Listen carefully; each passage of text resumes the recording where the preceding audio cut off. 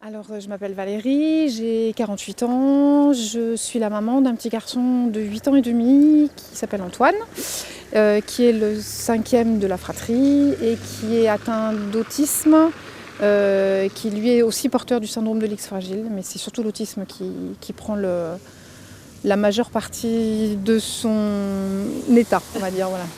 On est arrivé dans la région il y a quelques années et j'étais à la recherche d'un centre équestre puisque Antoine faisait déjà du cheval où nous étions précédemment. Et j'ai eu la chance de rencontrer Anne par hasard et qui a fait que j'ai entendu parler de son projet presque avant qu'il ne soit mis en place, en tout cas puisqu'il y a presque 2 ans. Et ça a été une vraie rencontre. J'étais aussi moi avec 2 ans en arrière, donc beaucoup moins je dirais, j'étais beaucoup moins sereine. Et je lui ai dit que Antoine était atteint d'autisme et qu'il ne parlerait jamais. Et son projet m'a paru tellement adapté et adéquat à ce dont nous, parents, on avait besoin pour le développement de nos enfants, pour la prise en charge, pour le bonheur, que je me suis très vite rapprochée d'elle et puis on a commencé assez rapidement les séances d'équithérapie pour Antoine.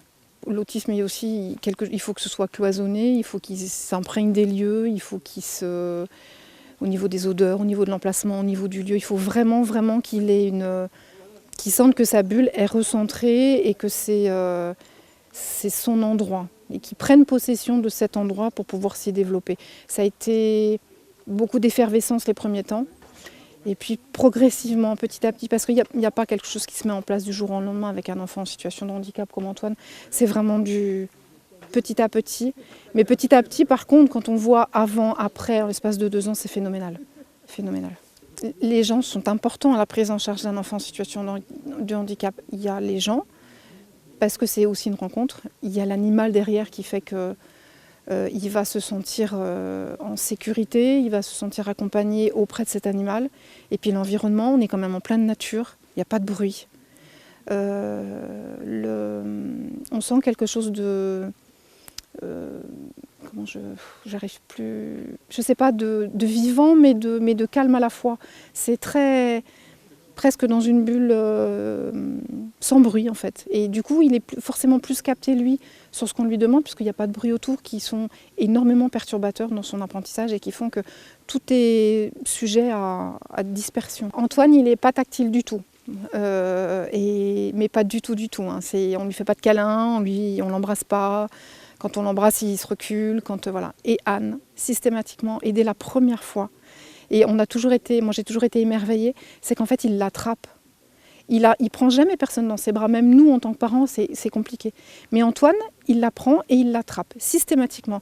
Anne doit dégager quelque chose qui est au-delà de ce que nous, humains normaux, on arrive à percevoir. Je crois qu'Antoine, il perçoit quelque chose derrière qui est dans la bienveillance et dans l'accompagnement, enfin, dans l'amour peut-être, tout simplement. Je crois que c'est l'amour et l'envie de faire le bien, ça c'est sûr. Il y a plein d'endroits où il nous est difficile d'aller avec Antoine. Les courses sont difficiles, tout est difficile. Ici, quand on arrive, déjà parce que l'endroit est très agréable, il y a une forme de répit pour nous, pour les familles en fait. Ils ont mis en place et créé un espèce de petits cocons à l'intérieur où on peut... Donc je dépose Antoine à Kate ou Marina, qui sont les équithérapeutes. Et même si moi je regarde la séance, je peux la perturber la séance. Donc pour que je puisse participer à tout ça, mais sans le perturber, il y a un espace qui est créé avec café, chocolatine, mais surtout la priorité, un écran où on peut observer les progrès d'Antoine. Et surtout, moi j'ai le plaisir de le voir heureux, le plaisir de le voir sourire, d'être en interaction avec l'équithérapeute, de poser des questions et je le vois évoluer au niveau de la motricité, je le vois grandir et je le vois s'épanouir.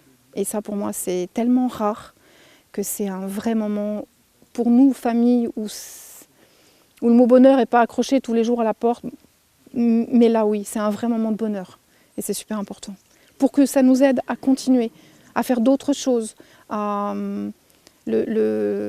Mon temps ici, il me donne de l'énergie pour le reste de ma journée en règle générale. C'est voilà, un moment de bonheur.